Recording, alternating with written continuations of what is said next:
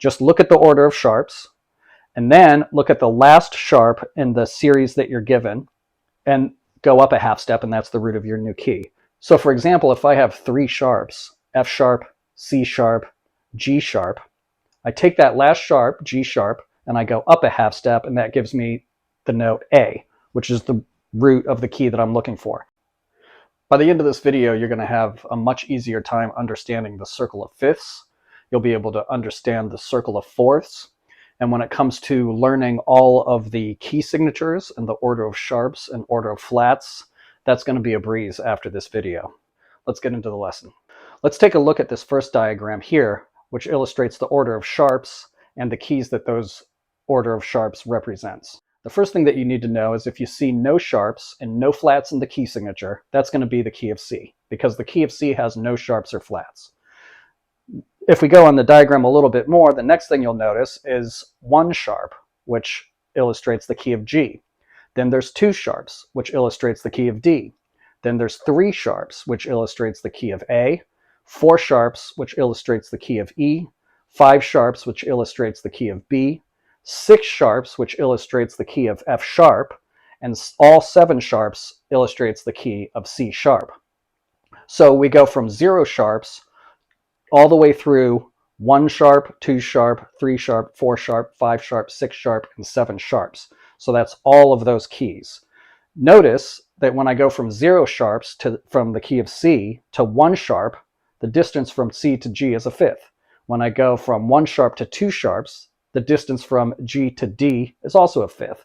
When I go from 2 sharps to 3 sharps, the distance from D to A is also a fifth. And that's what the circle of fifths is. It's that simple. Now let's get into the order of flats and the circle of fourths, which is the circle of fifths, but backwards. So here is the diagram that shows the order of flats. And it's just like the order of sharps, where if there's no sharps and no flats, it's the key of C. So we start with 0. Then if we add 1 flat, it's the key of F. If we add 1 more flat to that, with 2 flats, it's the key of B flat. If we add 1 more flat, it's the key of E flat. 4 flats is the key of A flat. 5 flats is the key of D flat. 6 flats is the key of G flat. And 7 flats is the key of C flat major.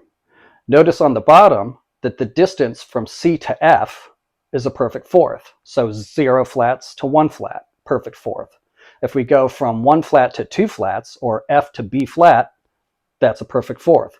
If we go from 2 flats to 3 flats, that's a perfect fourth from B flat to E flat, and so on.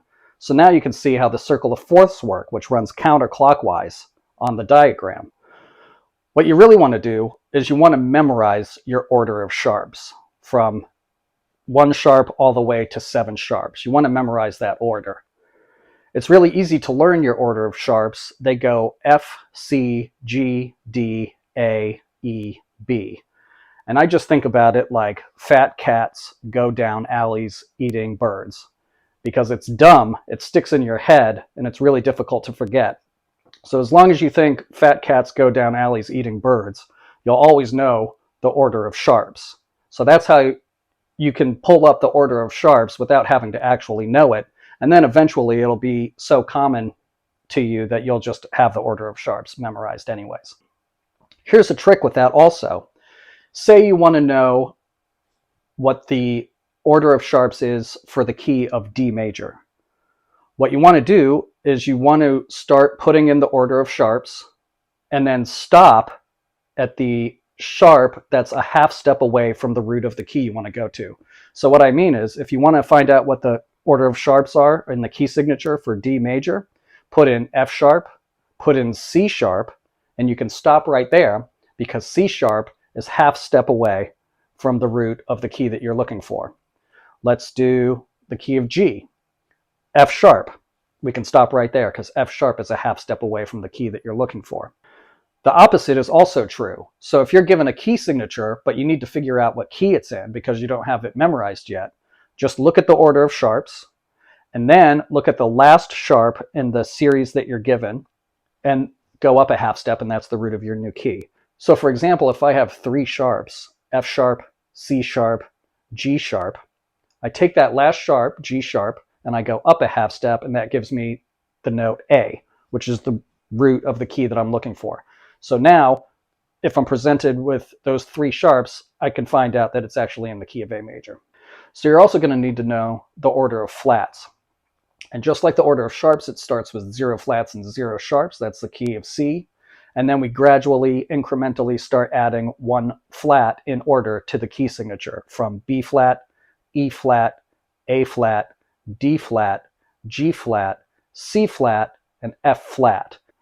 So if we have 4 flats, but we don't know what the key of that is, all you have to do is look at the 4 flats and then look at the second to the last flat, and that is going to tell you the root of the key that you're in. So if you have 4 flats, B flat, E flat, A flat, D flat, look at the second to the last flat, and that's going to tell you the root, which is A flat, so you're in the key of A flat major. Let's say I have 2 flats, B flat and E flat, and I need to know what key that is. Look at the second to the last flat, which in this case is B flat, and that's the root of your key, B flat major. And you can do that with every one of these flatted keys. If I know the key that I'm using, but I don't know the key signature, I can start filling in the order of flats, and then at the point that I get to the root of the key that I'm looking for, I add 1 more flat, and that's my key signature. For example, if I want to use the key of A flat, but I don't know the key signature, start filling out the order of flats. B flat, E flat, A flat, that's my root. Add 1 more flat, D flat, and now you have the key signature for the key of A flat. Let's do the key of D flat. B flat, E flat, A flat, D flat, which is the root. Add 1 more flat, G flat. So now you have 5 flats, and that's the key of D flat. So everything I just explained with the order of flats and the order of sharps is basically what the circle of fifths and the circle of fourths is trying to represent, but it's doing it in diagram mode. I actually think it's pretty confusing to do it that way, and I think your best bet is just to learn the key signatures for the flat keys and the key signatures with the sharp accidentals in it. And that takes care of basically everything you need to know. But here's a quick look at this diagram just to explain what it's trying to do, to maybe clear up some of the confusion about that. If we look at the top of the diagram, you can see it starts with C. There's no sharps or flats. As we go clockwise, just like on that linear table that I just showed you, it moves in a cycle of fifths. C to G, 0 sharps to 1 sharp. G to D, 1 sharp to 2 sharps. D to A, 2 sharps to 3 sharps. A to E, 3 sharps to 4 sharps. E to B, 4 sharps to 5 sharps. And B to F sharp, 5 sharp to 6 sharps. And F sharp to C sharp, now we have the full 7 sharps. You'll notice that at the bottom, it says F sharp and G flat, and then to the left of that, it says D flat and C sharp. These are in harmonics, and this is usually where people get confused. But like I said, it's easy to understand if you just learn the key signatures. This diagram is supposed to help you understand the key signatures, and kind of this is why I think the diagram makes it actually more difficult than it needs to be, when you can just learn the key signatures. But now let's do it the other way. If we start on C at the top and we go counterclockwise, now we're moving in the circle of fourths. So we have 0 flats. If we go to the left once, we have 1 flat. It's the key of F. If we go to the left 1 more time, we have 2 flats. It's the key of B flat. 3 flats, the key of E flat. 4 flats, the key of A flat. 5 flats, the key of D flat. 6 flats, the key of G flat. And then 7 flats is the key of C flat. So that takes care of everything. So looking at the top again, you'll notice C, then the key signature, and then under that you'll see an A minor.